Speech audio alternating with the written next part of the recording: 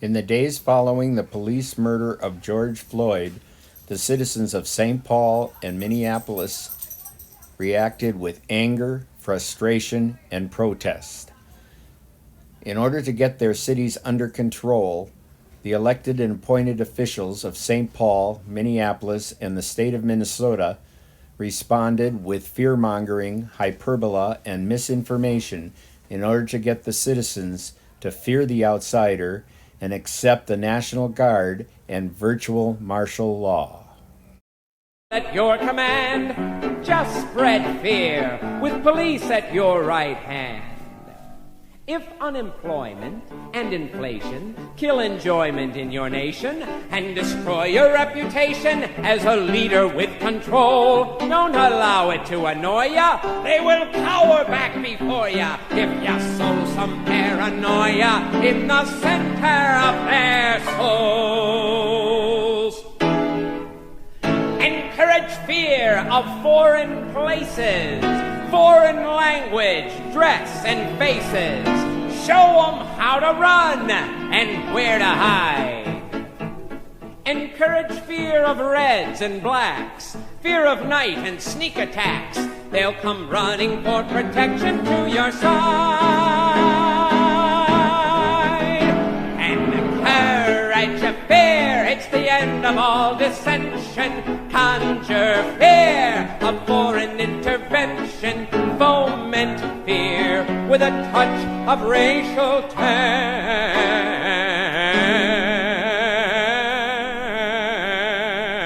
Let's be very clear. The situation in Minneapolis is no longer in any way about the murder of George Floyd. If you have family members or friends that are even considering protesting, this is no longer about protesting. What we are seeing right now is a group of people who are not from here. As I talk to my friends who have been in this movement for a very long time, who wake up in this movement every day, and I ask them what they're seeing, what they're feeling, what they're hearing, to a person, I hear them say, we don't know these folks. Very clear. The people that are doing this are not Minneapolis residents. They are coming in largely from outside of the city, from outside of the region to prey on everything that we have built over the last several decades. We didn't make an enormous number of arrests, but every single person we arrested last night, I'm told, was from out of state.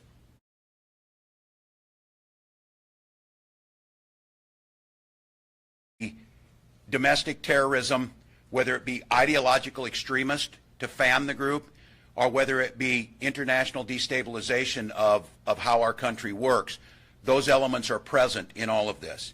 Our great cities of Minneapolis and St. Paul are under assault by people who do not share our values, who do not value life and the work that went into this, and certainly are not here to honor George Floyd.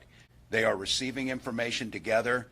They are being fed by professionals in this, in professional tactics, in urban warfare. Those types of things are happening with these people. And I am not seeing, frankly, any empathy or any heart. Everything that we believe in, these people are trying to destroy. And the call will be there to try and break the back of civil society. And we have seen things like white supremacy. Is this organized crime? Is this an organized cell of terror? These people have brought more destruction and more terror to Minnesota than anybody in our history. That's who we're up against. When you see them out there wearing a T-shirt or a baseball hat and walking down, that is not who they are. That is not who this is. I expect that we'll be able to release some of the names of those folks that have been arrested and some of the background information that we have pulled together, and we hope to be able to do that today. We're going to start releasing who some of these people are, and they'll be able to start tracing that history of where they're at and what they're doing on the dark web and how they're organizing. But I'm not trying to say that. I think our best estimate right now that I heard is about 20% is what we think are Minnesotans, and about 80% are outside.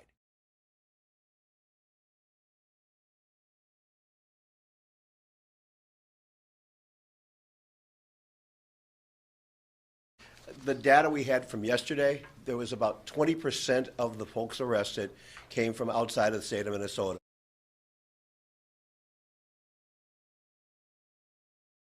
But I just think candidly, I certainly think I want to believe it's outside more, and that might go to the problem that we have of saying can't be Minnesotans who did this. What you've seen in previous nights, I think, will be dwarfed by what they will do tonight.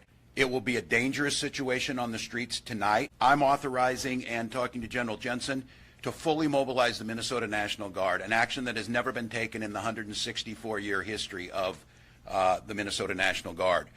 We will be mobilizing the largest force that has ever come forward in the state of Minnesota history. National Guard was mobilized at a level unseen in Minnesota history by Wednesday morning. The forces on the ground last night were dwarfing anything we've seen from riots, from the Hormel strike, going back in Minnesota history. We have assembled the largest civil policing authority in the history of Minnesota. So Minnesotans, that this is an unprecedented time we're in. It may be an unprecedented time in American history. When you're a force of good and law and order, you play by the rules. When you are bent on destruction and harm and chaos, you don't have to do that. What I would ask today is, if you know where these people are sleeping today, let us know and we will execute warrants. If you're out after 8 o'clock, you are aiding and abetting these folks. You are helping make it easier for them, and you're giving them the cover that exactly they want. And we will use the full strength of goodness and righteousness to make sure that this ends. We stand with you as Americans who value decency, who value community, who value the rule of law. Anarchists who are burning down damn buildings. Foment fear with a touch of racial tension.